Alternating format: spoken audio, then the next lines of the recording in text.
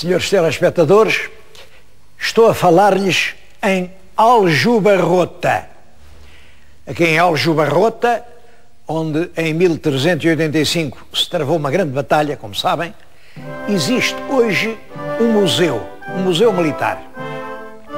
É um museu em que se apresentam elementos sobre a batalha, armamento dessa época, imagens do Condestável, mas nesta altura está aqui depositado um verdadeiro tesouro. E eu vim cá foi mais por causa do tesouro. O tesouro é esta imagem. Esta imagem pertenceu a Dom Nuno Álvares Pereira. E ele mandou-a colocar numa capelinha que fez exatamente no sítio onde ele tinha estado durante a batalha, onde tinha estado a bandeira dele. Uma imagem de Nossa Senhora. É uma imagem ainda com certas linhas góticas. Penso que é uma imagem realmente dos princípios do século XV. Portanto, se assim é realmente uma imagem da época do Condestável. Eu não conheço nenhum estudo de pormenor sobre a imagem, não sou especialista, e estou a dizer o que, à simples vista, me parece. O que não há dúvida é que é uma imagem lindíssima, lindíssima, e está hoje aqui no museu e não está na capela, porque a capela está em obras. Tem 700 anos. Estão a fazer umas obras. Enquanto fazem, não fazem, e para evitar que alguém goste de levar uma recordação e leve esta imagem, guardaram-na aqui no museu e muitíssimo bem. Bom, como sabem, é conhecida a devoção de Dom Nuno Álvares Pereira, que é o verdadeiro vencedor da batalha, por Nossa Senhora, que no tempo dele se chamava Santa Maria. É uma devoção que já no tempo dele era muito antiga na Península. O nosso Nuno Álvares era muito devoto desse culto, do culto de Maria, e quando fez a capela, mandou lá pôr esta imagem. Reparem até que ponto isto é precioso. Bom, apesar de precioso, infelizmente está truncado. É evidente, há aqui, por exemplo, estas coisas, estas coroas, tudo isto lhe foi posto depois, é de uma época muito diferente. A imagem primitiva era assim. E reparem como ela é realmente uma imagem lindíssima.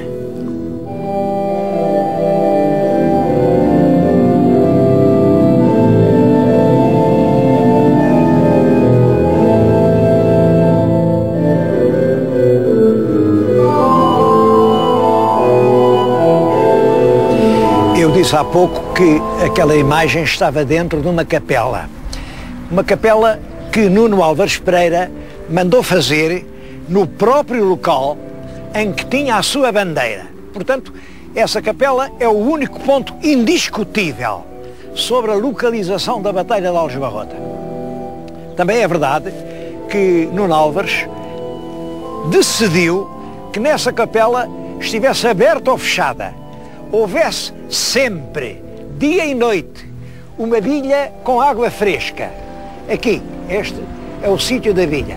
Estava aqui uma bilha, porque dizia ele que aqui se passava muita sede. E quem passasse aqui tinha esta bilha e podia matar a sede.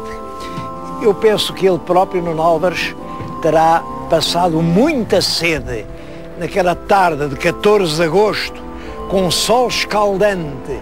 Não se esqueceu da sede que teve e determinou que para todo sempre aqui uma bilha matasse a sede aos viandantes.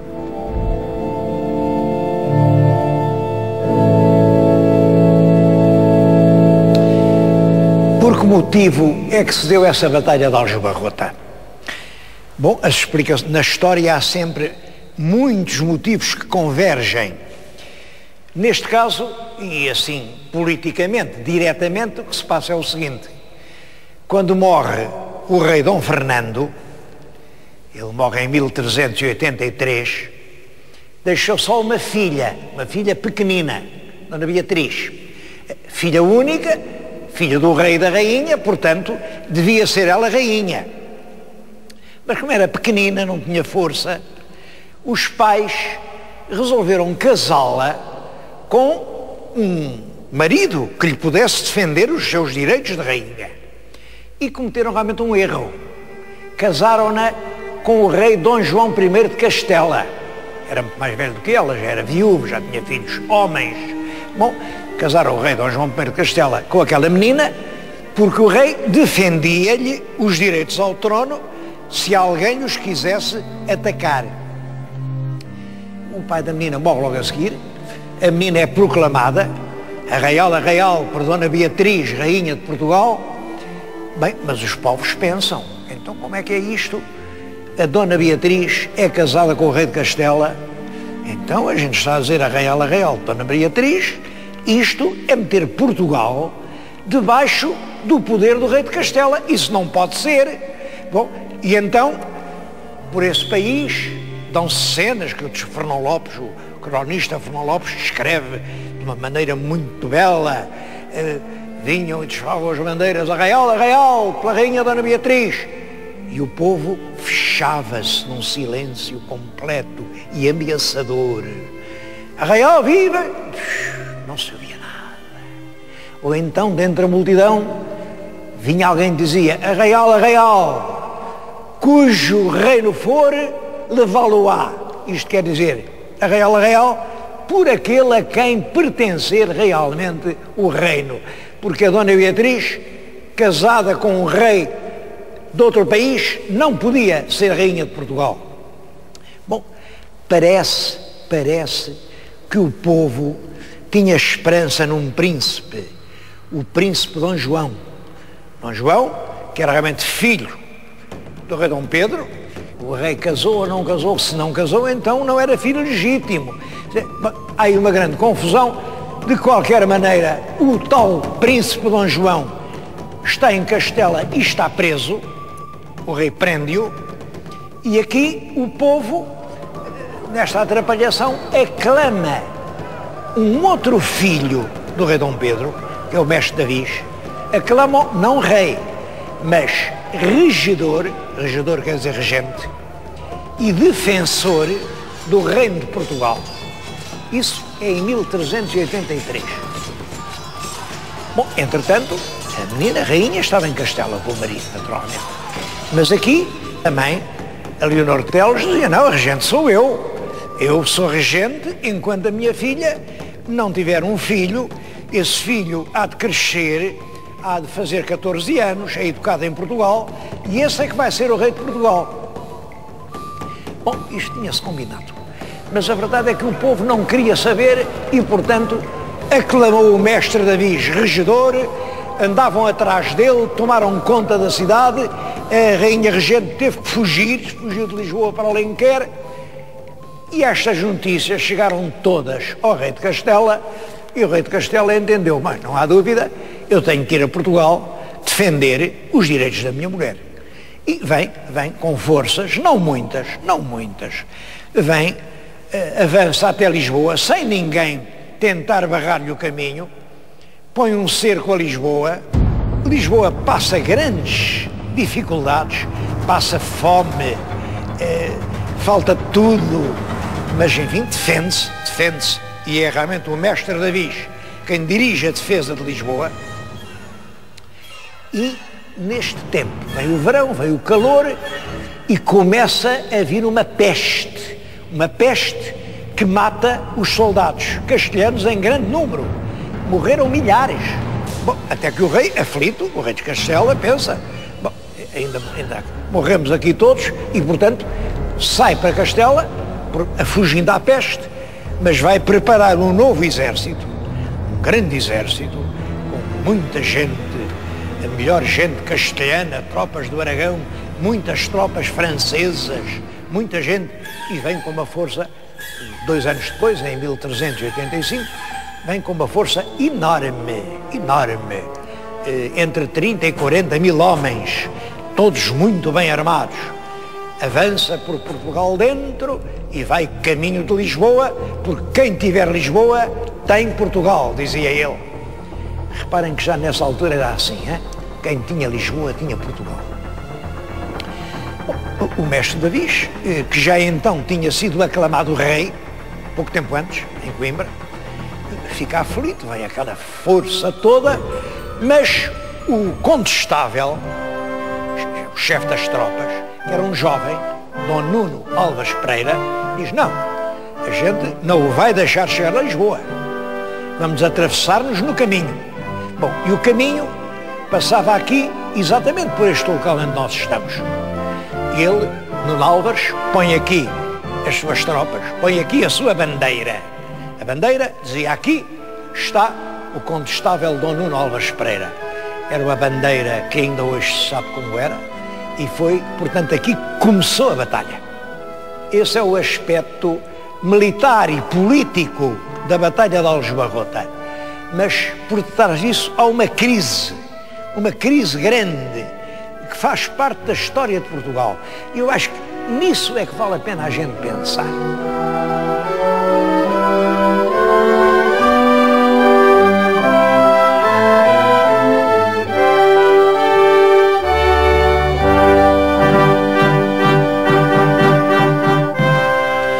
Nós conhecemos essa época, como sabem, principalmente através de um depoimento genial, escrito por um grandíssimo escritor, que é Fernão Lopes. Bom, e Fernão Lopes, na sua crónica, diz que esses momentos foram de grande cisma. Cisma quer dizer divisão. Grande cisma e divisão entre os grandes e os pequenos. O país divide-se, os grandes, os fidalgos, os poderosos, a gente da Casa Real, toda essa gente é pela lei. Dona Beatriz é filha del rei, portanto deve reinar. Os pequenos não querem saber do direito para nada. Os pequenos dizem: Dona Beatriz está casada com o rei de Castela, portanto não pode reinar. E essa é que é o grande cisma e divisão entre os grandes e os pequenos.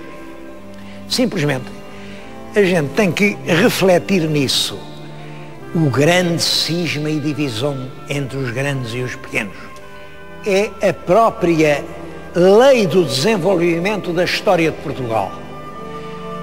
Dom Afonso Henriques, filho da Condessa Dona Teresa e do Conde Dom Henrique, apoia-se nos pequenos, apoia-se nos burgueses de Guimarães, apoia-se nos cavaleiros vilãos para fazer face aos grandes da Galiza que querem incorporar as terras de Portugal no reino de Galiza. E ganha. E o reinado de Afonso Henriques e depois dos seus imediatos sucessores, Sancho I e Afonso II, são tempos em que dominam os forais, os privilégios ao povo, as vilas, os cavaleiros da gleba. É realmente um tempo de uma monarquia popular. Simplesmente, com o tempo, os grandes vão se robustecendo, vão acalentando novas forças. E por isso, logo que começa Sancho II, há novamente um predomínio dos grandes. São os grandes que dominam Portugal. E isso provoca outra revolução dos pequenos contra os grandes. É a revolução do bolonhês. Os bispos e os povos e os concelhos reclamam junto do Papa contra aquele mau governo, um governo em que não são respeitados os direitos das vilas, em que os fidalgos, os nobres, assaltam os mosteiros, matam os clérigos. O país parece uma guerra civil sangrenta. E eles queixam-se ao Papa, e o Papa manda entregar o governo de Portugal ao irmão de Dom Sancho II, que está a viver em França e que é Conde de Bolonha, e por isso assume o reino de Portugal, mas assina sempre como Conde de Bolonha. Põe-se à frente dos pequenos, é o rei dos pequenos contra os grandes, e ganha. Bom, e com o longo reinado de Dom Afonso III, e depois o longo reinado do filho, Dom Dinis, é realmente um tempo em que os pequenos, os concelhos, é o tempo dos forais, o país desenvolve-se, mas com o tempo voltaram os grandes a ganhar alento. E nos finais do tempo de Dom Dinis, volta a dar-se uma revolta dos pequenos, chefiada pelo herdeiro do trono, pelo futuro Dom Afonso IV. O chefe dessa revolta é até um advogado, filho de um carpinteiro de Beja. É a primeira geração da universidade. Os universitários foram sempre inquietos. É esse o chanceler da revolta que acaba por triunfar, porque tudo o que se diz sobre o Dom Dinis é errado. Dom Dinis tem uma cruel guerra civil, mas perde-a. Nos últimos combates em Santarém, quando contam as lanças, ele já não tem ninguém por ele. Bom, e vem então o tempo de Dom Afonso IV, que é outra vez um tempo de monarquia popular, um tempo de severidade, um tempo em que acabam as cantigas de amigo, acabam os jograis na corte, acaba, enfim, e entra-se numa severidade austera. Dom Afonso IV, o filho, Dom Pedro I, e depois Dom Fernando. Com Dom Fernando voltam os nobres a ter outra vez alento, e são os nobres quem governa Portugal no tempo do rei Dom Fernando. Por isso é uma política de guerras, é uma política de condes, e é mais uma vez contra os grandes que se revoltam os pequenos. Agora, o pretexto é realmente a sucessão no trono de Portugal. Os pequenos não aceitam Dona Beatriz. Os pequenos entendem que Portugal é uma pátria livre, uma pátria que já tem atrás de si vários séculos de história e, portanto, quer continuar a ter um rei português. É esse o sentido do grande levantamento popular que encontra um genial caudilho em Dom Nuno Álvares Pereira. Estou a falar-lhes junto de uma magnífica estátua do século XV. Como vêem, representa São Miguel a trespassar com a sua lança o demónio. São Miguel representa o bem, o demónio representa o mal. Era assim que Nuno Álvares entendia o seu papel. Ele, representando a causa portuguesa, era o símbolo do bem. Os grandes que estavam do lado de El-Rei de Castela representavam o mal, o demónio no qual ele cravava a sua lança.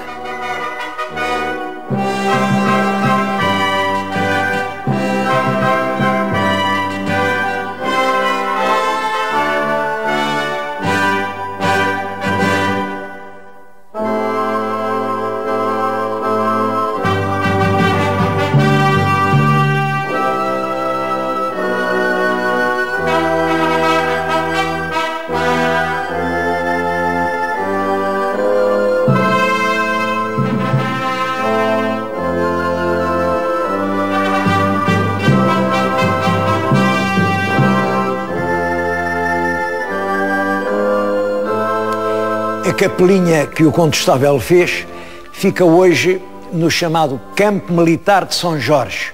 É um espaço museu. Estou agora dentro do museu em que se recordam os vários aspectos da Aljubarrota. Eu tenho aberto na minha frente a crónica de Fernão Lopes, onde ele diz quantos eram de lado a lado. Refere-se aos grandes exageros que houve. Falou-se em 60 mil, em 100 mil, enfim. Ele diz que não, que o que é verdade deve-se dizer, e dá ele os números que ele apurou. Bom, diz que do lado português havia 1.700 lanças, 800 besteiros e 4.000 homens de pé. Ao todo faz 6.500 combatentes.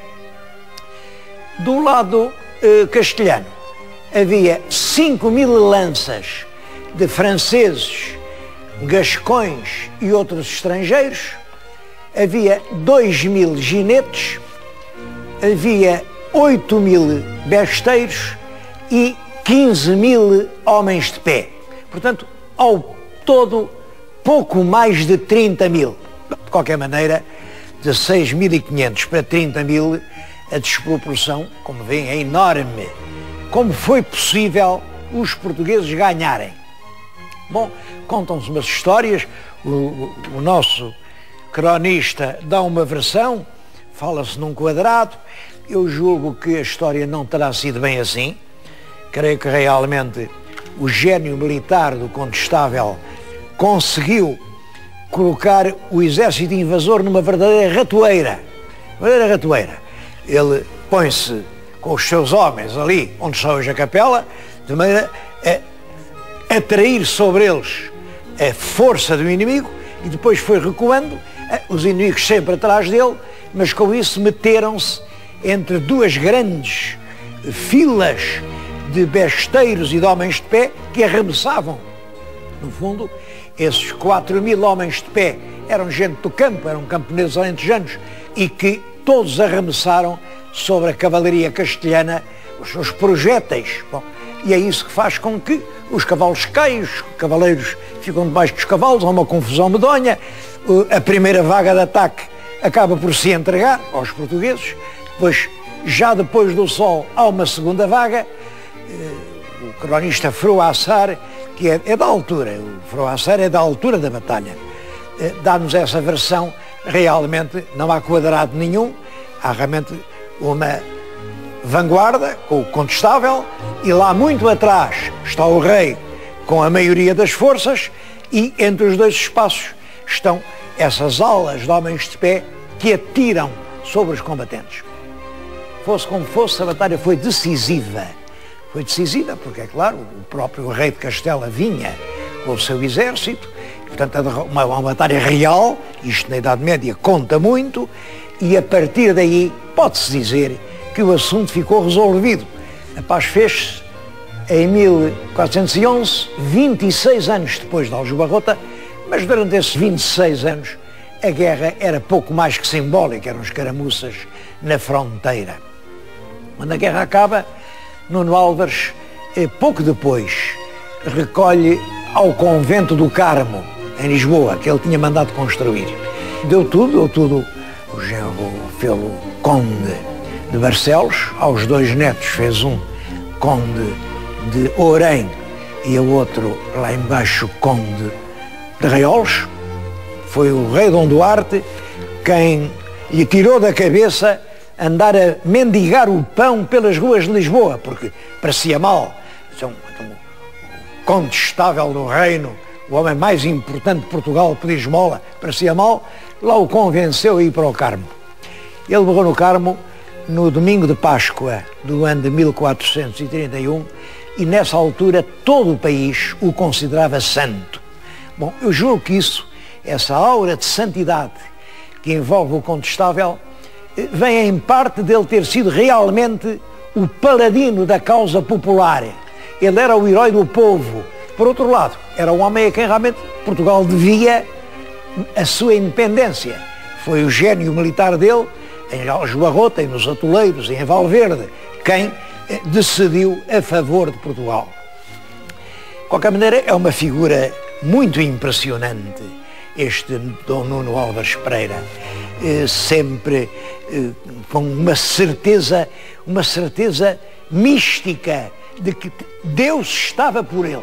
Ele não tinha dúvida nenhuma, era profundamente religioso, sabia que quem dá a vitória ou quem dá a derrota é Deus que está no céu, e Deus, que é justo, dá a vitória a quem tem razão.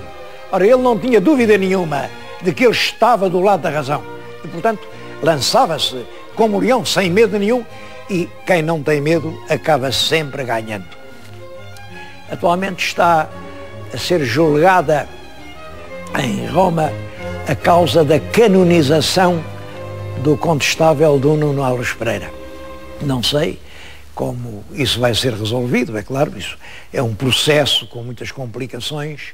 Agora, a verdade é esta, é que com canonização ou sem ela, em Portugal o povo sempre disse e continua a dizer: o Santo Condestável, o Santo Condestável.